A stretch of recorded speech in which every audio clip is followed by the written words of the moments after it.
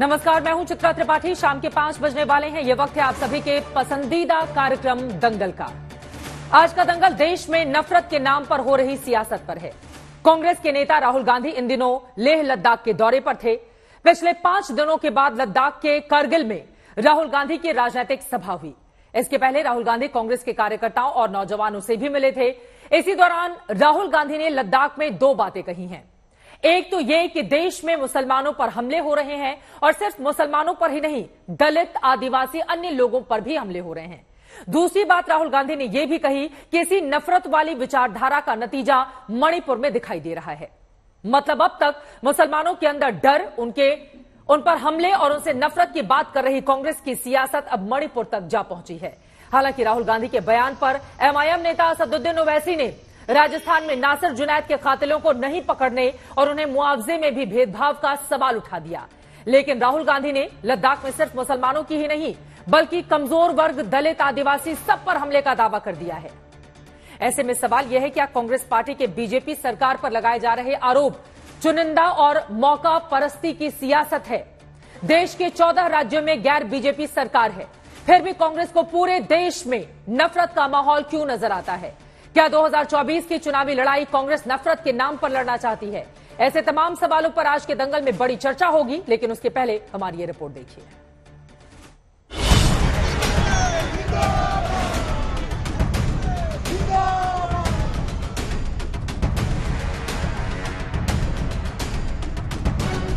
राहुल गांधी की लेह लद्दाख यात्रा अब तक बाइकिंग टूर की तरह दिख रही थी। लेह लद्दाख में राहुल बच्चों से मिल रहे थे, नौजवानों से मिल रहे थे, बुजुर्गों से मिल रहे थे, सेना के जवानों से मिल रहे थे। लेकिन राहुल गांधी की इस निजी जैसी दिखने वाली यात्रा में बौद्ध बहुल लेह के इलाकों तक बाइकिंग, राइडिंग, हेलमेट, फोटो, कुदरती खूबसूरती की खूब चर्चा हुई, जो लद्दाख के मुस्लिम बहुल कारगिल पहुंचते पहुंचते भारत जोड़ो यात्रा में तब्दील हो चुकी थी। राहुल गांधी कारगिल में नौजवानों से मिले, सभाएं की और जब सभा हुई तो सियासत भी हो गई। पहले युवाओं से बातचीत में मुसलमानों पर हमले की बात, फिर कारगिल की जनसभा में नफरत का जिक्र कर डाला। कारगिल के बायमाथांग के स्टेडियम में कांग्रेस पार्टी की भारत जोड़ो यात्रा की सभा रखी गई थी। सभा की औपचारिक शुरुआत प्रार्थना के साथ हुई।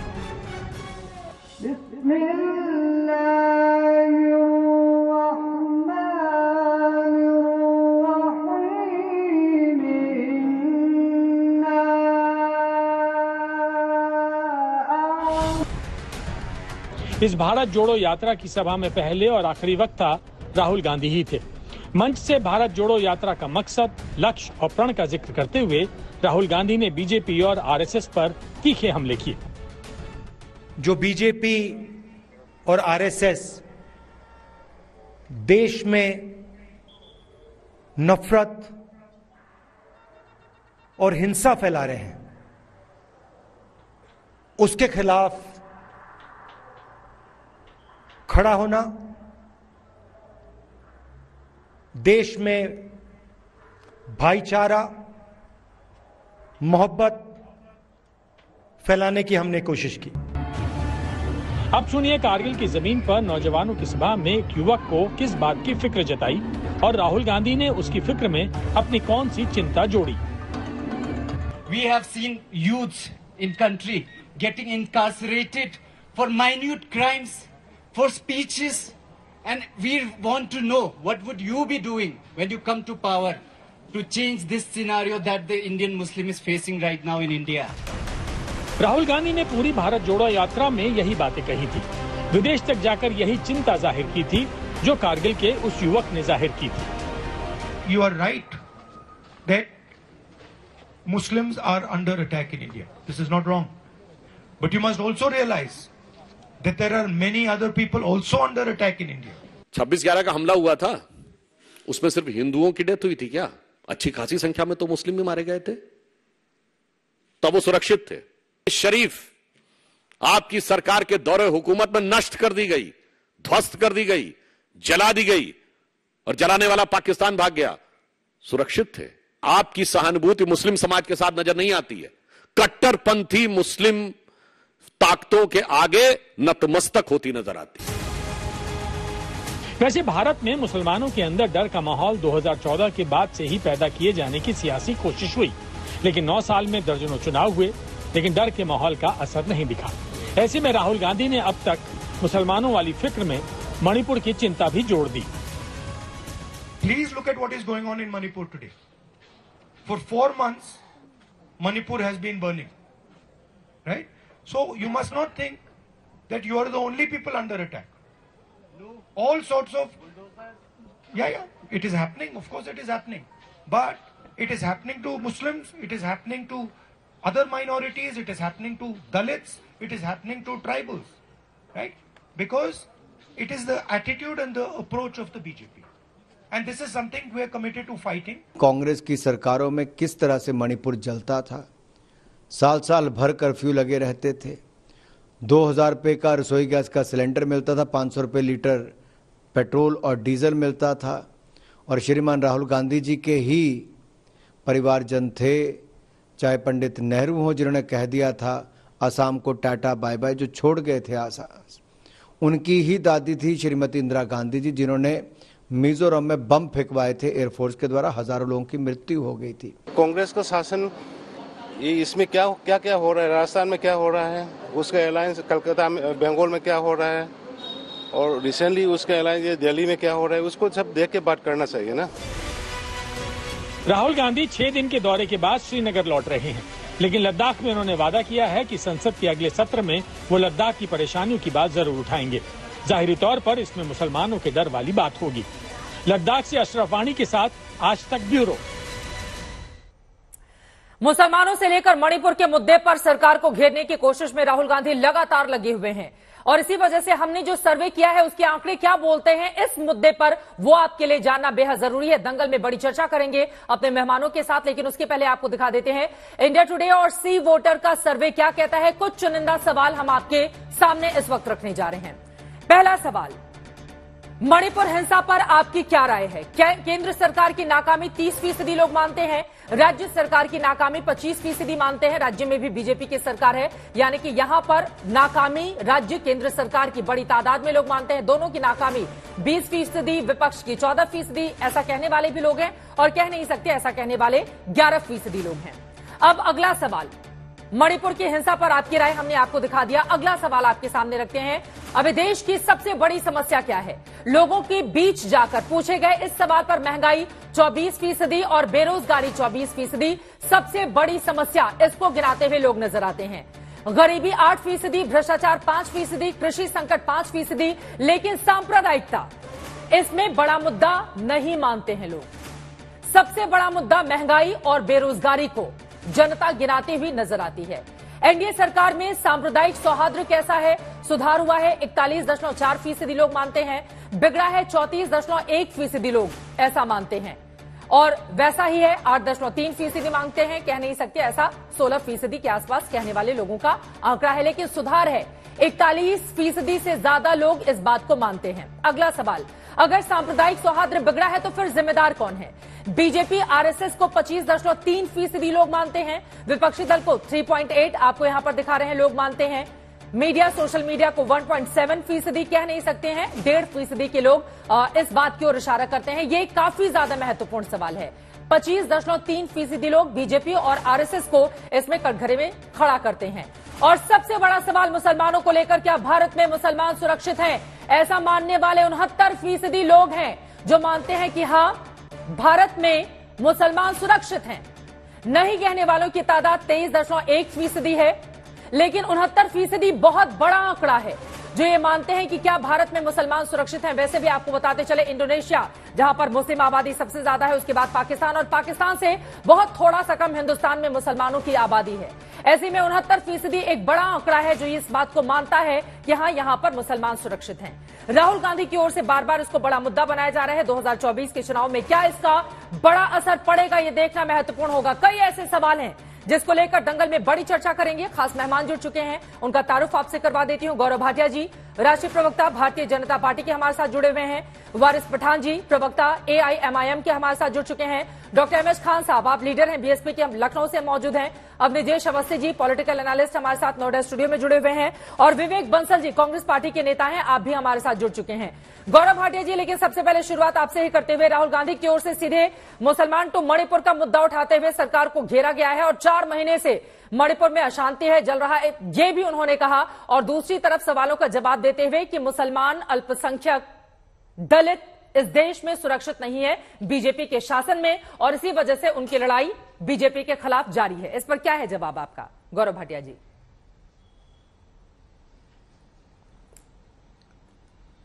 चित्रा जी, मैंने राहुल गांधी की जो बात थी उसे सुना, उसका वक्तव्य भी सुना, और मैं यही कहूंगा कि राहुल गांधी को कोई गंभीरता से लेता नहीं है। अब कई बार ऐसा होता है कि आप जीवन में बस चाहते हैं थोड़ा सा नयापन आ जाए, हंस लें, मुस्कुरा लें, वही राहुल गांधी के भाषण काम करते हैं। मैं एक एक करके उनके वक्तव्यों की धज्जियां उधेड़ूंगा, और वो भी तथ्यों के साथ, और उन्हीं के जो अपने आचरण है और बयान है उसके साथ। सबसे पहले देखिए, वो कहते हैं कि मुसलमान हमारे देश में सुरक्षित नहीं। तो मैं तो ये कहूंगा, पिछले 9.5 साल में नरेंद्र मोदी जी ने केवल हर नागरिक को सुरक्षित ही नहीं किया है, बल्कि ये सुनिश्चित किया है कि वो आगे बढ़े जी। तो मुसलमान भी हैं, सिख हैं, हिंदू हैं, सभी धर्मों के लोग सुरक्षित भी हैं और आगे भी बढ़ रहे हैं। ये जो मुसलमान जालीदार टोपी कभी पहन लेना, कभी जनेऊ बंद गले के ऊपर पहन लेना, चित्रा जी, इसकी वजह तुष्टीकरण की राजनीति है। और नरेंद्र मोदी जी ने अभी एक भाषण में कहा था, क्विट इंडिया तुष्टीकरण, क्विट इंडिया भ्रष्टाचार, क्विट इंडिया परिवारवाद, और वो आज दिखाई दे गया कि नरेंद्र मोदी जी की बात कितनी सही थी। दूसरा, आपका सर्वे देखिए, आपने अपने सर्वे में स्वयं दिखाया करीब 69% मुसलमान जो है वो अपने आप को सुरक्षित पाते हैं, ये सर्वे है जी। 23% है जो नहीं पाते हैं।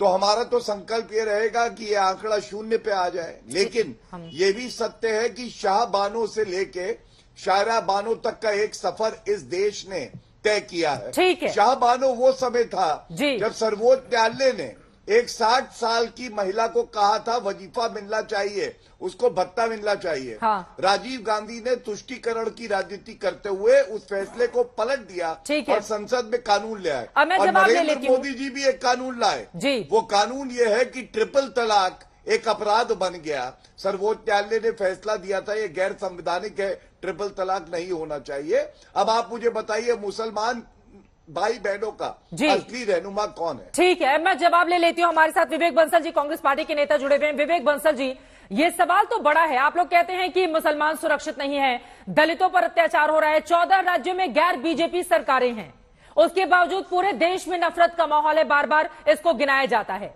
और हमने जो आंकड़ा रखा है, जिसका जिक्र गौरव भाटिया जी भी बोल रहे थे, 69% मुसलमान मानते हैं कि देश में वो सुरक्षित हैं। तो फिर बार बार ये डर दिखाकर क्या 2024 की सियासत को अपनी तरफ मोड़ने की कोशिश में है कांग्रेस पार्टी? जीत मिलेगी क्या इससे आप लोगों को? देखिए चित्रा जी, पहले तो मैं आपको ये बता दूं कि आंकड़े हमेशा सच हकीकत बयान नहीं करते हैं।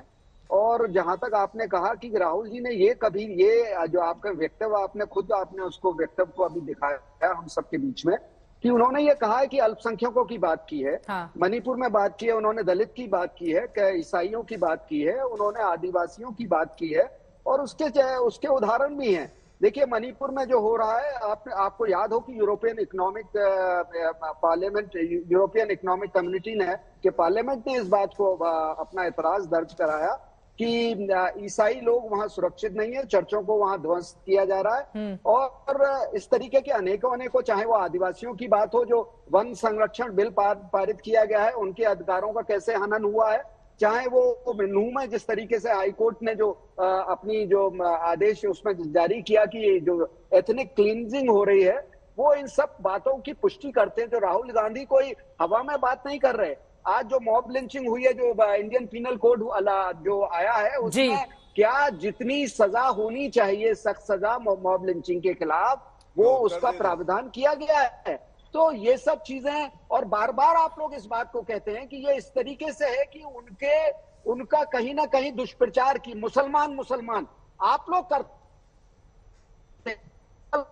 उन्होंने ये कहा है कि अल्पसंख्यक, उन्होंने इस बात को दोहराया है कि दलित, उन्होंने आदिवासी, क्रिश्चियन सबको कहा है। हाँ, और हमने आज कहीं ना कहीं संविधान का भी है ना, पूरी बाइट उनकी जो बयान है वो पूरा सुना दिया है। लेकिन भारत के 69% लोग मानते हैं कि हिंदुस्तान में मुसलमान पूरी तरह से सुरक्षित हैं। अपनी बात को आगे बढ़ाएंगे। AIMIM के मुखिया असदुद्दीन ओवैसी ने राहुल गांधी के बयान को लेकर क्या कहा है, एक बार सुन लेते हैं, उसके बाद चर्चा में आगे बढ़ेंगे। क्या बोलना चाहते हैं वो ही जाने, मगर सच्चाई ये है कि जुनैद नसीर को राजस्थान से किडनैप करके हरियाणा ले जाकर उनको जिंदा जला दिया गया और उसमें से आज भी कई आरोपी है कि उसको गिरफ्तार नहीं किया गया। और जो एस ग्रेशिया मिलना चाहिए था, कन्हैया लाल की जो मौत हुई, कत्ल हुआ, जिसका हमने कंडेम किया, उसमें 55 लाख दिए गए और जुनैद नसीर में आपने सिर्फ 5 लाख रुपए दिए और गवर्नमेंट नौकरी नहीं दी। ये कौन सा इंसाफ है बताइए आप। विवेक बंसल जी, जो सवाल आप लोग बीजेपी से पूछ रहे हैं, असदुद्दीन ओवैसी वही सवाल आप लोगों के सामने लेकर आते हैं राजस्थान के मामले में। जल्दी से 2 लाइन में जवाब दीजिए। जुनैद नासिर के हत्यारों को लेकर जी।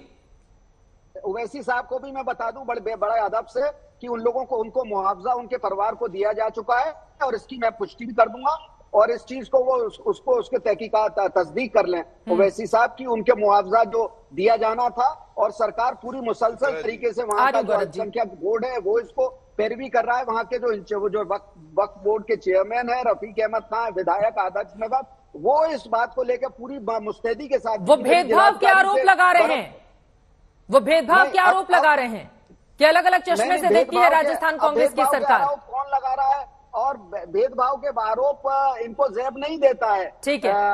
खासतौर से भारतीय जनता पार्टी के प्रवक्ताओं को भेदभाव की राजनीति वो लोग करते हैं, तफरके की राजनीति ये लोग करते हैं। वारिस पठान जी, एक बार जल्दी से आप जवाब दे दीजिए। उनकी ओर से कहा जा रहा है भेदभाव नहीं किया जा रहा है, सबको मुआवजा दिया गया है, इंसाफ की लड़ाई राजस्थान की कांग्रेस लड़ रही है। वारिस पठान जी, लेकिन आप लोगों को यहां पर दाल में काला ज्यादा बीजेपी के भीतर लेकर आता है या कांग्रेस के भीतर मुसलमानों के मुद्दे पर? वारिस पठान जी देखिए चित्रा जी, हमारे लिए तो दोनों एक ही बराबर के, एक ही सिक्के के दो पहलू हैं। एक तरफ हमारे लिए तो एनडीए वाली सरकार है, दूसरी तरफ अभी एनडीए ये बन गई है, 26-28 गठों का यही वो है। हम तो इनका हिस्सा है ना, इनका हिस्सा है। एनडीए के खिलाफ अभी कुछ भी बोलूंगा तो एंटी नेशनल घोषित कर दूंगा, मुझे पाकिस्तान का टिकट भेज देंगे। इनके खिलाफ बोलता हूं तो मैं सेक्युलर ही नहीं रहता, मैं बीजेपी की बी टीम बन जाता हूं, वोट कटवा। लेकिन जो तो आपको बोलना है बोलिए, हम तो हक इंसाफ की बात कर रहे हैं ना। हम तो यही बोल रहे हैं कि पिछले 2.5 साल से, जब से मोदी की सरकार आई है सत्ता में, जब से बीजेपी आई है, मुसलमानों के खिलाफ लोगों ने इनको हमारे खाने पीने से नफरत, इनको हमारे हिजाब से नफरत, इनको हमारे घर से नफरत, अजान से नफरत, मदरसे से नफरत, हर चीज से इनको हमारे से नफरत है। देखिए आप अभी जैसे इन्होंने बताया झूठ का, क्यों हम लोग बता रहे हैं कि गहलोत सरकार राजस्थान में है, नसीर और जुनैद की हत्या हो गई, उनको जो मुआवजा दिया गया है वो सिर्फ 5 लाख है, जबकि कन्हैया लाल की हत्या हुई उसके 50 लाख दिया, गवर्नमेंट में जॉब दिया। कब देंगे, क्यों नहीं दे रही ये लोग? आज भी उसके मुस्लिम फरार है, घूम रहे हैं, क्यों गहलोत सरकार उनको पकड़ती नहीं है? नहीं करेंगे। देखिए चित्रा जी, आके इस बार इलेक्शन के टाइम पे आके इस तरह बोलने से कुछ नहीं होने वाला है। आज मुसलमानों के नूह के अंदर आपके हमने सबने हालत देखी, क्या हो गया। 750 से ज्यादा घरों को मुसलमानों के उजाड़ दिया गया, बिना नोटिस दिए, बिना ड्यू प्रोसेस ऑफ लॉ के फॉलो के सबको तोड़ दिया, 4 मस्जिदों को शहीद कर दिया गया, मौलाना साद को मार दिया गया। सबके मुंह में दही जमा बैठा। कौन से इनके सेक्युलर लीडर ने निंदा की थी? चलिए बताइए मेरे को। एक भी नहीं। हम बोलते थे स्टार्टिंग से लेके अब तक हम बोलते जा रहे हैं कि गलत है। अब पंजाब हरियाणा की हाई कोर्ट ने ये तक कह दिया कि क्या ये एथनिक क्लिंसिंग था। हम अगर आवाज उठाए थे माइनॉरिटी की तरफ से, मुसलमान, दलित, क्रिश्चियन भाइयों की तरफ से, कॉम्पिटिटिव हो जाते। मगर इनको सोचना चाहिए ना, 90% मुसलमानों के वोट तो चाहिए। 10 सेकंड में अपनी बात कंप्लीट करता हूं। कमलनाथ क्या इनके एक्स सीएम मध्य प्रदेश के बाबा बागेश्वर के चरणों में जाके बैठ गए, उनकी आरती उतारे और वह बोलते हैं कि 80% देश का हिंदू है, तो ये हमारा हिंदू राष्ट्र है। अब कहां का सेक्युलरिज्म का चेहरा है ये? वहां पे दूसरे दिग्विजय सिंह, उनका कहना है कि बजरंग दल में कुछ अच्छे लोग हैं। कौन अच्छे लोग हैं? मोनू मनेसर अच्छा है, हाँ बिट्टू बजरंगी अच्छा है, जो मुसलमानों को गाय तस्करी का सिर्फ। ठीक है साहब, हो गई आपकी बात। जल्दी जल्दी जवाब ले लेती हूँ। बीजेपी कांग्रेस दोनों के ऊपर आपने पलटवार किया है, जल्दी से। ठीक है, एक बार विवेक जी जल्दी से आप जवाब दीजिए। वो कह रहे हैं बागेश्वर वाले बाबा के चरणों में जाकर हिंदू राष्ट्र घोषित कर रहे हैं, इनको सेकुलरों का वोट चाहिए, मुसलमानों का वोट चाहिए कांग्रेस यही को। तो कमजोरी रही है हमारे अगर धर्म का अगर धार्मिक लोगों को आमंत्रित करें तो वो हिंदू राष्ट्र के द्योतक हो जाते हैं। यही तो कहीं ना कहीं हम लोगों ने भूल की है, जिसकी वजह से आज ये भारतीय जनता पार्टी मजबूत हुई है। ठीक है कि हम लोगों ने कहीं ना कहीं संतुलन की राजनीति नहीं की। हाँ। हम लोगों ने पूरा सर्वधर्म सद्भाव का संदेश सही माने में अक्षरतः नहीं उतारा है, और उसकी वजह तो से बागेश्वर वाले बाबा के जरिए संतुलन की पॉलिटिक्स कर रही है क्या कांग्रेस? अगर ओवैसी साहब टोपी पहने तो बिल्कुल ठीक है। अगर दिग्विजय सिंह या कमलनाथ जी अगर जनेऊ पहने तो गलत है। ठीक है, ये इस तरीके से बात नहीं होगी। चलिए उसका वो जवाब देंगे। एक बार गौरव भाटिया जी के पास जाते हुए, गौरव भाटिया जी, लेकिन जो बातें इनकी ओर से कही गई हैं कि मुसलमान चाहे टोपी पहने, औरतें लड़कियां बुर्का पहने, वो अजान पढ़े, कुरान को लेकर अक्सर बातें कही जाती हैं, टिप्पणी की जाती है बीजेपी की ओर से। और एक और सवाल जो इंडिया टुडे सी वोटर के सर्वे का है कि सांप्रदायिकता अगर बढ़ी है तो फिर उसके लिए जिम्मेदार कौन है? तो बीजेपी आरएसएस को बताने वाले 25% लोग हैं, जो आंकड़ा सबसे ज्यादा है गौरव भाटिया जी, तो इसको भी आप नकार नहीं सकते हैं।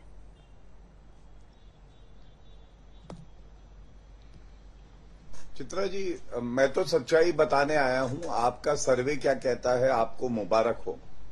मैं ये जरूर बताना चाहता हूं कि देखिए, कल मणिशंकर अय्यर, जो कि गांधी परिवार के इशारे पे ही वक्तव्य देते हैं, उन्होंने तो यहां तक कह दिया कि पीवी नरसिम्हा राव जी जो है भाजपा के पहले प्रधानमंत्री थे। अब आप मुझे बताइए, गांधी परिवार के बाहर कोई कांग्रेसी अगर पीएम भी बन जाता है, कल को मान लीजिए यहां पे प्रवक्ता बैठे हैं या खड़गे जी जो है वो बड़े नेता बन जाते हैं, तो उनको भी आदर सत्कार नहीं मिलेगा। सीताराम केसरी को टांग पकड़ के बाहर फेंकना, अंतिम संस्कार पीवी नरसिम्हा राव जी का दिल्ली में ना होने देना, ये क्या दर्शाता है? ये दर्शाता है कि राहुल गांधी के मस्तिष्क में इस वक्त जबरदस्त भूचाल आया हुआ है, एक कंफ्यूजन की स्थिति। और मैं क्यों कहता हूं, मणिपुर पे आज उन्होंने वक्तव्य दिया। चित्रा जी, आप मुझे बताइए, जब मणिपुर पे प्रधानमंत्री जी संसद के पटल पर जवाब दे रहे थे, तो राहुल गांधी भाग राहुल भाग क्यों कर रहे थे? नहीं करना चाहिए था। और दूसरी बात, पार्लियामेंट में हवाई चुम्बन देना, कभी आंख मार देना, ये उनकी परिपक्वता का ठीक है जो है जिक्र देता है, ये उनकी परिपक्वता है आज जी। और इसलिए ये गंभीर मसला है। मैं इतना ही कहूंगा, देखिए, राहुल गांधी को गंभीरता से नहीं लेना चाहिए, क्योंकि उन्होंने कहा भारत का लोकतंत्र मर चुका है। अगर मर चुका है तो ये राहुल गांधी जी लद्दाख में क्या कर रहे हैं? उन्होंने सरेंडर मोदी कह दिया, प्रधानमंत्री जी का अपमान किया। जनता क्यों इज्जत देगी राहुल गांधी को? कोविड इज इक्वल टू मोविड बुलाया, क्यों इज्जत देगी? और अंत करूंगा, ये कहते थे राहुल गांधी, मैं माफी नहीं मांगूंगा, मैं वीर सावरकर नहीं हूं। अरे वीर सावरकर के पैरों की धूल नहीं है ये, लेकिन सुप्रीम कोर्ट में राफेल मामले में कान पकड़ के सॉरी मांगी थी, वो भी बिना शर्त। ये दर्शाता है आज उनकी मनोस्थिति ठीक नहीं है। वो इस तरह के अनर्गल बयान देते रहते हैं। 2019 में भी दिए बहुत देर से जुड़े हुए हैं, उनकी भी जवाब दिया इंपॉर्टेंट है, और उनका सुपड़ा साफ कर दिया। ठीक है, अब निजेश अवस्थी जी, मैं सीधे आपके पास आते हुए, ये सवाल राहुल गांधी के सामने रखा गया, एक युवक की ओर से पूछा गया कि अगर मैं अक्षरशः वो सवाल पढ़ देती हूं कि मुस्लिम युवाओं को छोटे छोटे अपराधों के लिए, भाषणों के लिए जेल जाते देखा है। राहुल गांधी जी से सवाल पूछा जाता है, जब आप सत्ता में आएंगे तो परिदृश्य बदलने के लिए आप क्या करेंगे, जिसका भारतीय मुसलमान मौजूदा वक्त में सामना कर रहे हैं। तो राहुल गांधी के सामने आखिर एक युवक की ओर से यह सवाल पूछा गया है, तो यानी कि लोगों में एक ऐसा वर्ग है जिसके भीतर इस तरह के सवाल हैं और उसका सामना इस देश को करना पड़ रहा है। अब निजेश अवस्थी जी। चित्रा जी, वो आपके सर्वे में भी 69-70% लोग ऐसे हैं जो नहीं मानते, 30% में आपके हिसाब से हैं, उसमें से किसी ने सवाल पूछ लिया। एक महत्वपूर्ण बात क्या है? महत्वपूर्ण बात यह, अखलाक को पूरा देश जानता, पूरी दुनिया जानती है जी। लेकिन आप ये बताइए, नासिर को और जुनैद को, इसको नाम तो आपने सुना होगा, लेकिन अब तक कितने गौ तस्करों ने गौकशी करने वालों को, गौ रक्षक या ऐसे लोगों को जिन्होंने उनको रोकने की कोशिश, किसी का नाम जानते हैं आप? हुआ तो घटनाएं तो हुई है ना, नहीं जानता ना। फिर बताइए कि ये एक बात बताइए, किस तरीके से एक नैरेटिव चलाने की कोशिश की जा रही है। एक बात बड़ी सुनिए, गौ तस्करी को रोकना और किसी की जान ले लेना, दोनों में बहुत बड़ा फर्क है। नहीं, मैं क्या गौ तस्करी रोकने वाले का नाम जानना और जिसकी जान चली जा रही है, जान चली गई है।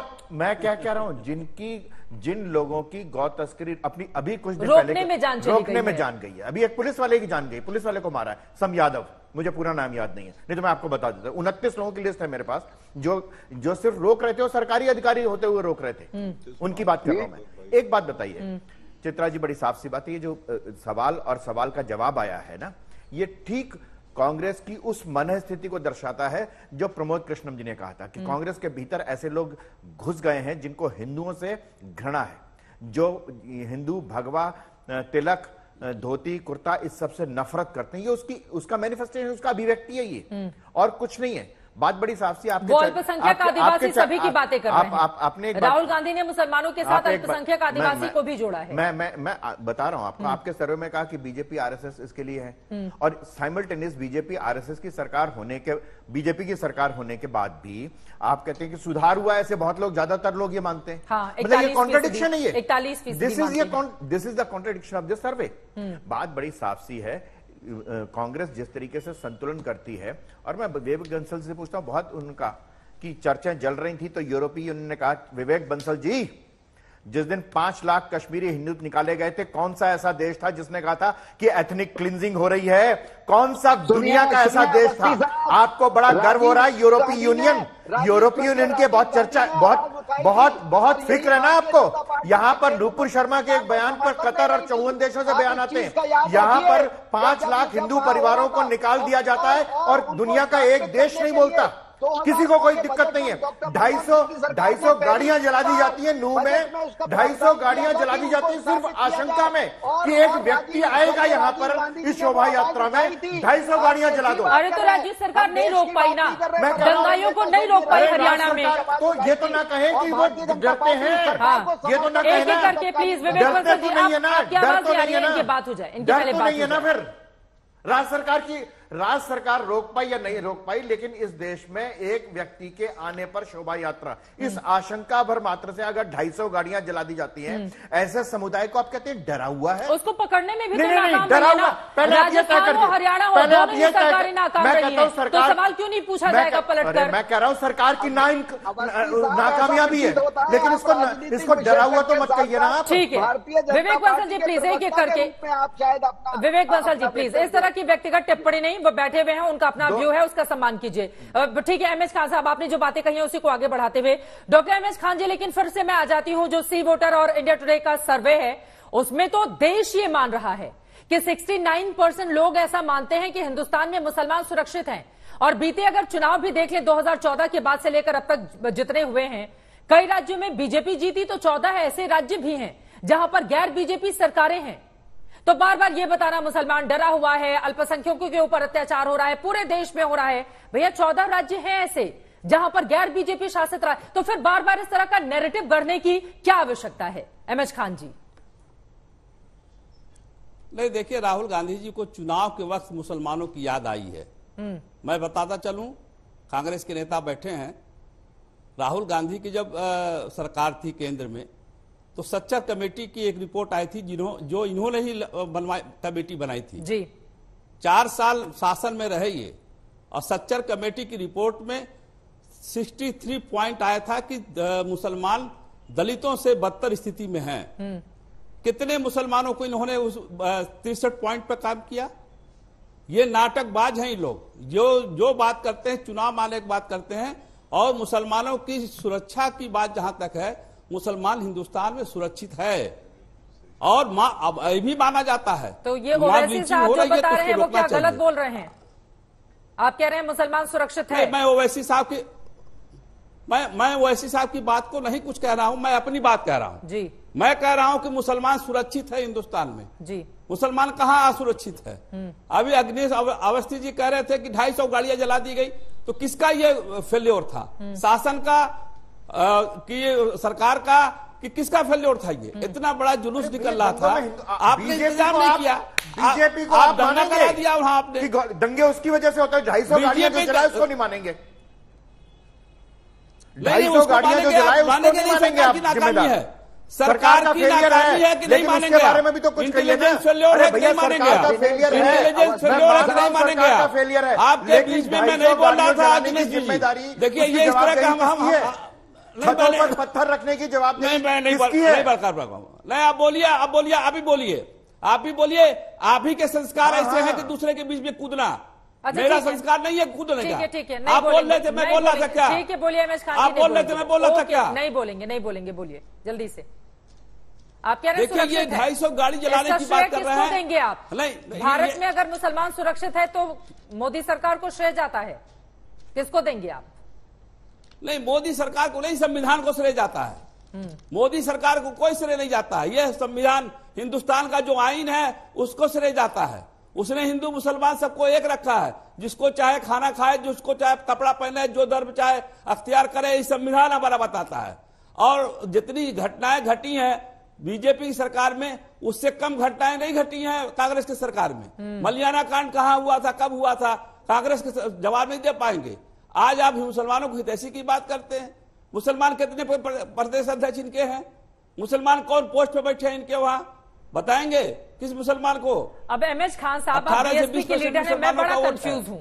आप एक तरफ कह रहे हैं सच्चर कमेटी का हवाला देकर कांग्रेस पर निशाना साध रहे हैं, मौजूदा वक्त में कह रहे हैं कि नहीं मुसलमान सुरक्षित हैं लेकिन संविधान की वजह से सुरक्षित हैं। दूसरी तरफ आप कई आंकड़े भी गिना रहे हैं कि इधर उधर में मुसलमानों के खिलाफ हमले हुए हैं। तो दोनों ही बातें नहीं हो सकती है ना, कोई एक ही बात हुई। आप ये कह रहे हैं कि दरअसल मुसलमानों के खिलाफ हमले बढ़े हैं, उसको रोक पाने में राज्य सरकारें नाकाम रही हैं, आप ये कहना चाहते हैं? मैंने किसी सरकार का नाम भी लिया? हाँ। मैंने किसी सरकार का नाकाम हुई है कि नहीं हुई, बताइए आप। अगर दंगे हुए हैं किसी भी स्टेट में जी, नहीं, अगर दंगे हुए हैं, अगर मान लीजिए मणिपुर में दंगा हुआ, किसके बीच में हुआ, कौन किसकी सरकार थी, किसने उसको नहीं हैंडल किया? करना चाहिए था ना, करना चाहिए था, वहां पर राष्ट्रपति शासन लगाना चाहिए था। तो उस पर आज वहाँ की जनता खुश होती है। जनता राष्ट्रपति शासन लगा के, मैं जवाब दूं, उन्होंने कह दिया महिलाओं के लिए कह दिया कि ऐसी सैकड़ों वारदातें हुई हैं। देखिए खान साहब हो गया खान साहब सुनिए मेरी बात। अच्छा सुनिए, नहीं देखिए चित्रा जी, मुसलमान वो है जिन्होंने आजादी की लड़ाई में अपनी जानें गंवा दी, शहीद हो गए, तब जाके देश आजाद हुआ।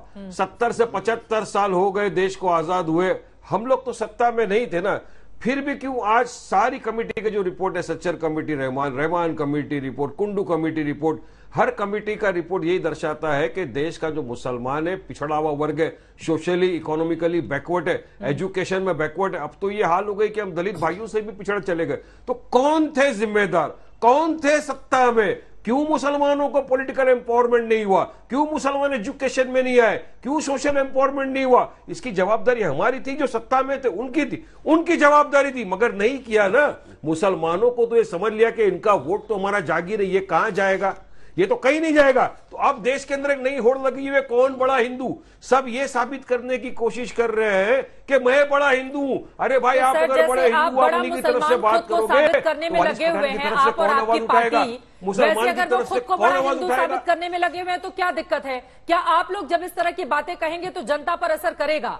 आप भी तो मुसलमानों एक तरफा ही बात करते हैं ना, आप भी मुसलमानों की बात करते हैं, उधर से हिंदुओं की बात की जाती है। हम तो मुसलमान भाई, दलित भाई, क्रिश्चियन भाई, तमाम जो पिछड़ा हुआ वर्ग है, तमाम लोगों की हम बात करते हैं, तमाम लोगों के लिए हम संविधान के दायरे में रह के हक बयानी करते हैं, तमाम के इंसाफ की बात करते हैं। तो क्या गलत है अगर हम समझाते हैं कि नहीं आपको संविधान ने अधिकार दिया है कि आगे आओ, लीडर बनो, हिस्सा लो पॉलिटिक्स में, तो क्या गलत है? इसको भड़काना कहेंगे? नहीं, समझाना कहेंगे। अरे आज देखिए ना आप क्या हालत है, एक गाय के नाम के ऊपर सिर्फ तस्करी के झूठे बुनियाद पे मार दिया जाता है मुसलमान। जेएसआर नहीं बोला मार दो मुसलमान को, लव जिहाद के नाम पे लड़का लड़की को लेकर जा रहा है, मार दो उसको।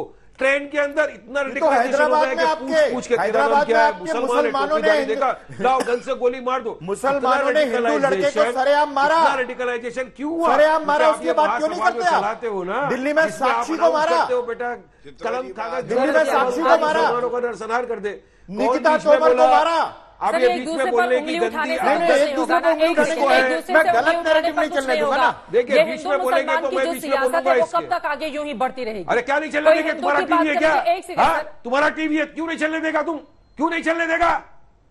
क्यों नहीं चलने देगा? केरला 100 फाइल करोड़ प्रोपेगेंडा वो फिल्म 15 जिसको करोड़ अवार्ड भाई। दे दिया नेशनल इंटीग्रेशन क्या का, कह रहे हैं? 100 जिस करोड़ फिल्म में 15 हर करोड़ थिएटर के अंदर वो पिक्चर के अचानक बाद से क्यों बढ़ा? मुसलमानों क्या क्या कैंटीनारे लगाए गए। ये नेशनल इंटीग्रेशन है, ये सबका साथ सबका विकास है। अब मैं बोलता हूं, मेरे को बोलते हैं, बोले देंगे निकिता तोमर का जवाब दो। 75 साल अब चुप नहीं बैठेंगे। साक्षी का जवाब दो। सही जवाब देंगे तुमको, मुंह तोड़ हाँ, जवाब देंगे नहीं, एक तुमको। सेकंड, कहते वारिस हो, पठान जी, 100 एक करोड़ सेकंड, सही सर, जवाब एक दे रहे हो, सेकंड, भारी एक है। सेकंड, जितना एक बोलेंगे सेकंड। उतना वारिस बोलेंगे। पठान जी, मुझे लग रहा है कि थोड़ा सा आप पानी रखा हो, पी लें। इतनी आतुरता ठीक नहीं है और शब्दों का भी चयन अच्छे तरीके से किया जाना चाहिए। मैं आपकी पूरी बात नहीं सुन पाई। अब विजय अवस्थी जी इस समय बोल रहे थे, लेकिन बिल्कुल सवाल पूछा जाएगा कि हिंदू मुसलमान की इतनी ज्यादा पॉलिटिक्स क्यों हो रही है, आपस में भड़काने की कोशिश क्यों की जा रही है देश के भीतर ही। पलट कर सवाल पूछा जाए तो दिक्कत हो जाती है। वारिस पठान जी प्लीज, ये तरीका ठीक नहीं है। इतना ज्यादा भड़कने की भी जरूरत नहीं है। ये टीवी स्क्रीन है, प्लीज सर, आराम से अपनी बात रखिए, आराम से। भड़केंगे, मैं बीच में बोलूंगा अभी इनके।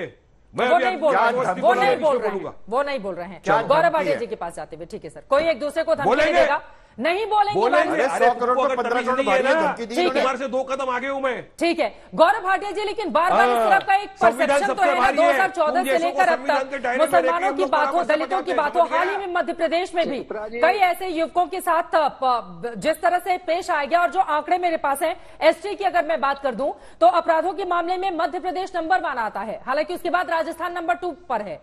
तो ऐसा नहीं है एक दूसरे पर उंगली आप उठाएंगे, लेकिन दोनों ही की तरफ 3-3 उंगलियां इशारा करती हैं अपराध के मामले में। गौरव भाटिया जी,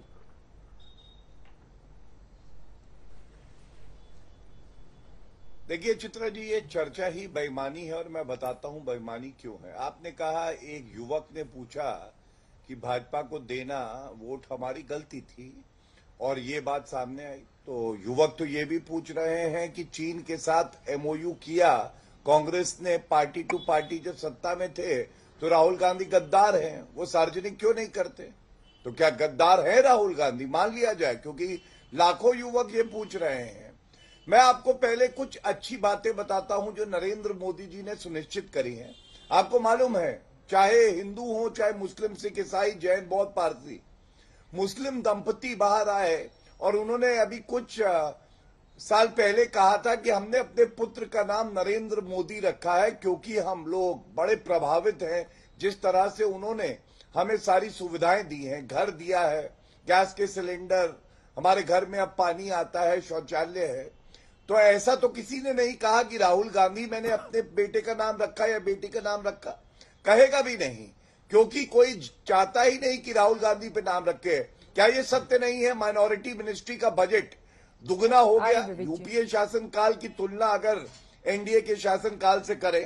क्या ये सत्य नहीं है? 3.5 करोड़ मुसलमान युवक ऐसे हैं जिनको स्कॉलरशिप दी गई है। और इसकी तुलना करिए, मुजफ्फरनगर दंगे हुए थे, सर्वोच्च न्यायालय ने फटकार लगाई थी, केंद्र में कांग्रेस की सरकार थी। याद करिए मध्य प्रदेश में हिंदू यात्रा निकाल रहे थे, करौली में, राजस्थान में, तो क्या हुआ था? मतलूब अहमद नाम का एक गुनहगार था, उसकी 2 माह तक गिरफ्तारी नहीं हुई थी क्योंकि तुष्टीकरण वहां भी कर रहे थे। अरे मुसलमानों से इतना प्यार है, देखिए मैं हाथ में क्या लेके आया हूं। अभी छत्तीसगढ़ में कांग्रेस पार्टी का प्लेनरी सेशन हुआ था, ये देखिए, ये सारी तस्वीरें देखिए, इसमें एक मुसलमान कोई नेता कांग्रेस पार्टी का दिखाई नहीं दे रहा। मौलाना अबुल कलाम आजाद जी की भी फोटो नहीं दिखाई दे रही, ऐसा क्यों है? और पीवी नरसिम्हा राव दिखाई दे रहे हैं, जिनको कल मणिशंकर अय्यर जी ने कहा है कि ये सांप्रदायिक थे। अब आप मुझे बताइए, ये सवाल क्या नहीं पूछा जाएगा? ठीक है, कहां है मुसलमान नेता की फोटो इसमें? ठीक है। अरे बात ये होनी चाहिए, नरेंद्र मोदी जी ने जो घर दिए हैं सबको, क्या उसमें भेदभाव किया है? क्या अगर हम लोगों ने हर घर में पानी पहुंचाया है, 12 करोड़ शौचालय मिले हैं, क्या इसमें हमने भेदभाव किया है? और नहीं किया है। अगर भारत का नागरिक आगे बढ़ रहा है तो भारत आगे बढ़ रहा है, इसमें हिंदू मुस्लिम कहां से आ जाता है? तो ये केवल वोट बैंक पॉलिटिक्स है जिसको जड़ से उखाड़ के राहुल गांधी के साथ फेंक देना। और इसी वजह से सबका विश्वास भी मिल रहा है उनको, विवेक बंसल जी, जो वो दावा कर रहे हैं। देखिए, जहां तक गौरव भाटिया जी जो उदाहरण दे रहे हैं कि जो सरकार की, केंद्रीय सरकार की जो योजनाएं हैं उससे लाभान्वित सब हो रहे हैं, तो वो कोई ऐसी बात नहीं है, उसमें तो सबको लाभान्वित होना है। पर लेकिन एक जो आज दृष्टिकोण जो आज पूरे भारतवर्ष में बन रहा है, पूरे भारतवर्ष में देश के संसाधनों पे पहला हक मुसलमानों का है, क्यों कहा था मनमोहन सिंह जी ने जब प्रधानमंत्री थे? आपको बहुत विस्तृत समय मिला है और आपने अपनी बात कही है बहुत अपने। मैंने आपसे सवाल किया, हस्तक्षेप नहीं किया बंसल जी, जवाब देने दीजिए जल्दी से। मैंने आपसे सवाल किया, मनमोहन सिंह जी ने लाल किले से क्यों कहा था? ये मेरे ख्याल से औचित्यपूर्ण नहीं है, ये ना तो सभ्यता दर्शाता है कि मुझे आप कहने दीजिए, और शायद मेरी बात से चित्रा जी भी सहमत होंगी। तो ये कोई आप बात जो कह रहे हैं कि सब लाभान्वित हो रहे हैं, तो सब, और आपका जो कहना है कि अल्पसंख्यक मंत्रालय में दुगने हो गया है पैसा अल्पसंख्यक समुदाय के लिए, ये बिल्कुल गलत है। आंकड़े आप बिल्कुल गलत दे रहे हैं और इसकी पुष्टि भी कर लीजिएगा। और दूसरी बात में आपको 4700 करोड़ रुपए हो गया, आपके समय में 2300 करोड़ था। मैं आपको आंकड़ा दे रहा हूँ, गलत कह रहे हैं आप। झूठ बोलना बंद करिए, राहुल गांधी के शागिर्द नहीं है। नहीं बोलना है, झूठ बिल्कुल। मैं आपको बता रहा हूँ 4700 करोड़ रुपए दिया माइनॉरिटी मिनिस्ट्री में। बंसल साहब एक बात का जवाब तो दे दीजिए। बंसल साहब जवाब दीजिए ना। आपने बड़े गर्व से सीना चौड़ा करते हुए आपने कहा था यूरोपीय यूनियन ने एक रेजोल्यूशन पास किया था जब मणिपुर में हिंदू मंदिर टूट रहे थे, तब कोई नहीं बोला। जब कश्मीर में हिंदू मंदिर टूट रहे थे, कश्मीरी पंडितों को बाहर निकाला जा रहा था, तब कोई दुनिया का कोई देश नहीं बोला। आपको याद नहीं है? आपने दोनों लोग बोलेंगे सर, समझ नहीं आएगा। ठीक है विवेक बंसल साहब, वक्त हमें इतने की इजाजत देता है। अब तमाम मेहमानों का बहुत शुक्रिया हमारे साथ आज तक पर दंगल में चर्चा का हिस्सा बनने के लिए। लेकिन हिंदू मुसलमान की ये सियासत कब और किस रंग में आगे बढ़ेगी? 2024 के जरिए अपनी सियासी पारी को चमकाने की कोशिश नेताओं की ओर से की जाएगी। क्या मिलेगी कामयाबी, या फिर मुद्दे जो महत्वपूर्ण हैं, जो इंडिया टुडे सी वोटर के सर्वे में सामने आए हैं कि महंगाई और बेरोजगारी, ये दो बड़े मुद्दे हैं जिसके बलबूते आगे बढ़ने की कोशिश में जनता 2024 के परिदृश्य को देखती है। आगे क्या होगा इस पर लगातार रहेगी आज तक की नजर। दंगल में इसी के साथ अभी के लिए बस इतना ही। देश और दुनिया की तमाम खबरों के लिए आप देखते रहिए आज तक।